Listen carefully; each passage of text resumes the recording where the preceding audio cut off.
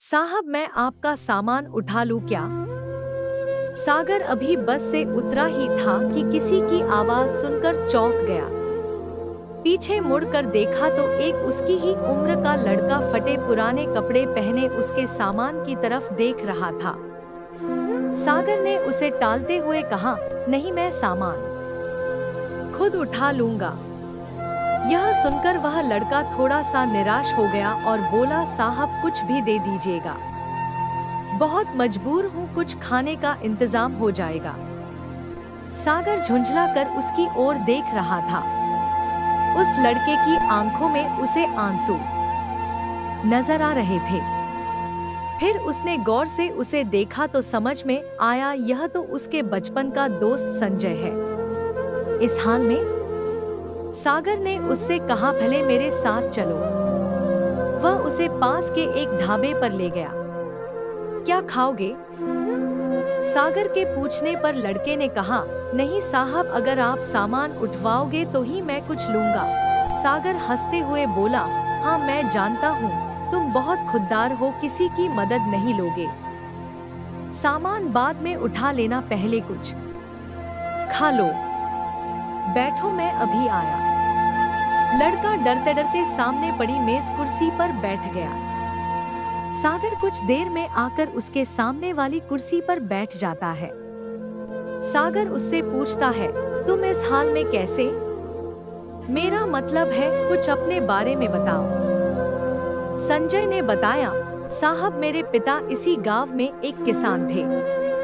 गांव के जमींदार से कर्ज लेकर उन्होंने फसल लगाई थी, लेकिन सारी फसल खराब हो गई। कर्ज का ब्याज बढ़ता गया। जमींदार ने खेतों पर, बैलों पर और घर पर कब्जा कर लिया। पिताजी ये सब बर्दाश्त न कर सके और फांसी लगा ली। मैं तब छोटा था, कुछ दिन बाद माँ भी चल बसी। स्कूल जाना तो दूर, गांव में कोई काम न मिला, भूखे मरने लगा। तब से जो भी काम मिलता है वह कर लेता हूँ। दोपहर को बस के आने पर कोई सवारी सामान उठवा लेती है तो खाने का जुगाड़ हो जाता है। तभी खाना आ गया। खाना देखकर संजय बोला, साहब ये तो बहुत महंगा होगा, मेरी मजदूरी तो बस 10 रुपए बनती है, ये सब मैं कैसे चुका पाऊंगा? सागर हंसते हुए बोला, अभी मैं आया हूँ, वापस भी जाऊंगा, तब मेरी सामान उठा लेना। सागर उसे जानबूझकर अपनी पहचान नहीं बता रहा था। उसे पता था अगर उसने ऐसा किया तो संजय उससे मदद नहीं लेगा। संजय बहुत भूखा था, वह जल्दी जल्दी खाना खाने लगा। इधर सागर कुछ देर के लिए पुराने दिनों में खो गया। उस समय दोनों एक ही स्कूल में पढ़ते थे, दोनों साथ खेलते थे। संजय पढ़ने में बहुत तेज था। उसमें और सागर में हमेशा फर्स्ट आने की होड़ लगी रहती थी। सागर के पिता उसी स्कूल में अध्यापक थे। सागर के पिता का ट्रांसफर हो गया तो सागर स्कूल छोड़कर शहर चला गया। आज वह कॉलेज में पढ़ता है। छुट्टियों में गांव के पुराने दोस्तों से मिलने चला आया। वैसे उसके चाचा भी इसी गांव में रहते हैं। सागर को यह उम्मीद बिल्कुल नहीं थी कि उसका दोस्त उसे इस हाल में मिलेगा। सागर अपने ही ख्यालों में खोया हुआ था, तभी राहुल ने उसे कहा, साहब मेरा खाना हो गया, चलिए आपका सामान उठा लेता हूँ। सागर ने जवाब दिया, अभी चलते हैं, बैठो और कुछ अपने बारे में बताओ। अब कहाँ रहते हो और आगे क्या करोगे? संजय ने जवाब दिया, साहब क्या करोगे मेरे बारे में जानकर? मेरे जैसे लोग ऐसे ही सड़क पर मजदूरी करते रहते हैं और एक दिन ऐसे ही मर जाते हैं। एक समय था, हमारे पास भी सब कुछ था, वो जो सामने आप स्कूल देख रहे हैं, मैं वहां पढ़ा करता था। सागर बोला, अब पढ़ने का मन नहीं करता? संजय बोला, साहब माता पिता का साया क्या होता है ये उनके जाने के बाद पता लगता है। मेरे पिता मुझे सरकारी अफसर बनाना चाहते थे। सागर उसकी बातें गौर से सुन रहा था।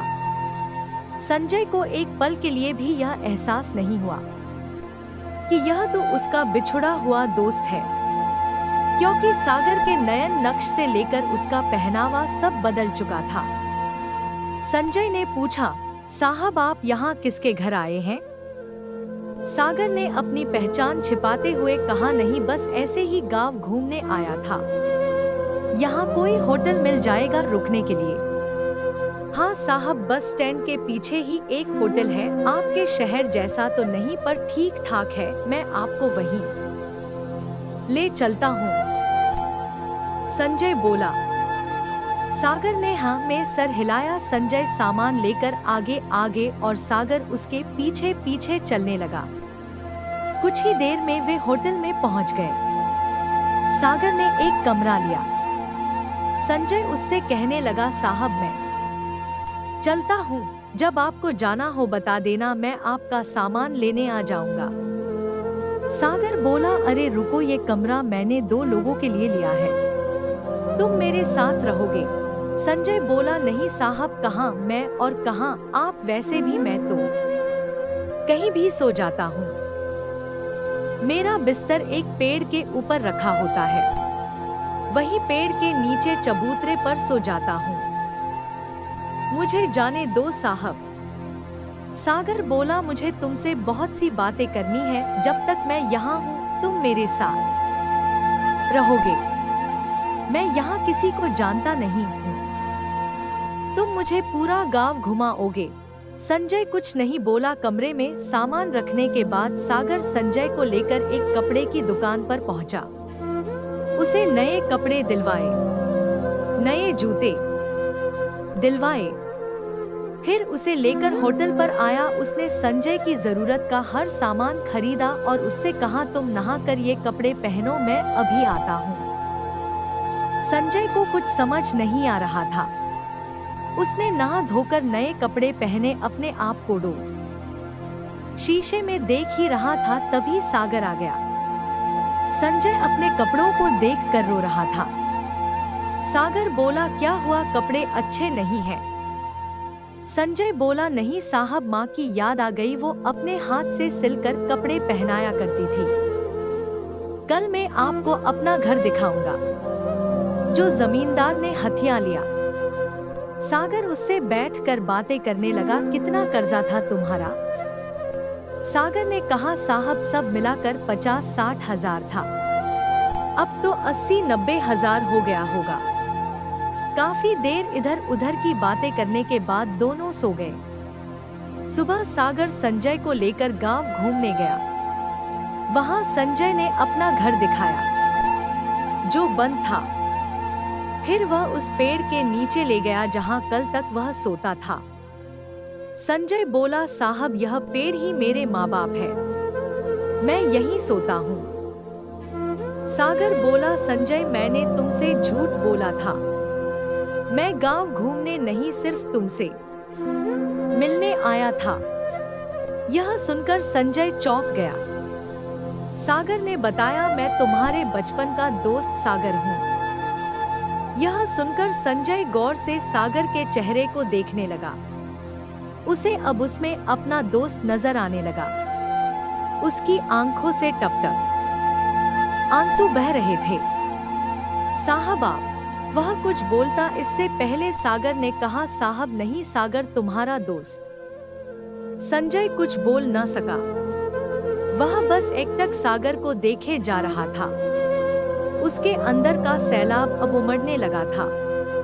इतने सालों का दर्द उसकी आंखों से बह रहा था। आज उसका कोई अपना उससे मिलने आया। इस बात पर अभी भी उसे विश्वास नहीं हो रहा था। सागर ने उसे चुप कराया, फिर वह उसे लेकर अपने चाचा के घर गया। सागर के चाचा सब पहले से जानते थे। सागर ने उनसे कुछ बात की। सागर के चाचा एक संपन्न किसान थे। उन्होंने अपने साथ कुछ और किसानों को इकट्ठा किया और जमींदार के घर पहुंच गए। सागर के चाचा ने जमींदार से पूछा, इसके पिता पर कितना कर्ज है? जमींदार ने अकड़ से कहा, कौन चुकाएगा? इसके पास तो फूटी कौड़ी नहीं है, नहीं तो इसका बाप फांसी नहीं झूलता। सब मिलाकर 1 लाख है।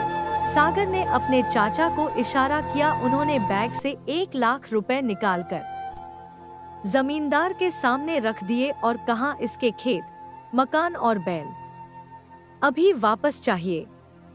जमींदार यह देखकर घबरा गया, लेकिन इतने लोगों के सामने कर भी क्या सकता था। घर की चाबी और कागज वापस कर दिए, बैल उसे घर भिजवा दिए।